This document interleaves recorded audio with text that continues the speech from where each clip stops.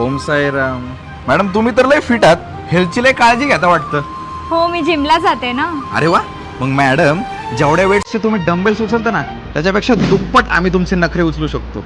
काही पण हा. बाकी तुम्ही काय करता? मी जिम ट्रेनर आहे. मी लोकांना फिट राहण्यासाठी ट्रेन करते. मग मॅडम आम्हाला पण तुम्ही पर्सनल ट्रेनिंग द्याच. का? त्या आमचे जरा लेग्स वीक आहेत ना, मग येता जाता सारखं पडत असतो. असं कसं पडतं? तुमच्या प्रेमात.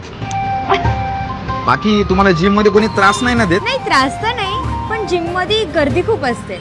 एक मशीन मारण्यासाठी 15 मिनिटं थांबावं लागतं. हॅलो, ते भावना सांगून बालेवाडीचा प्लॉट घ्यायला लाव.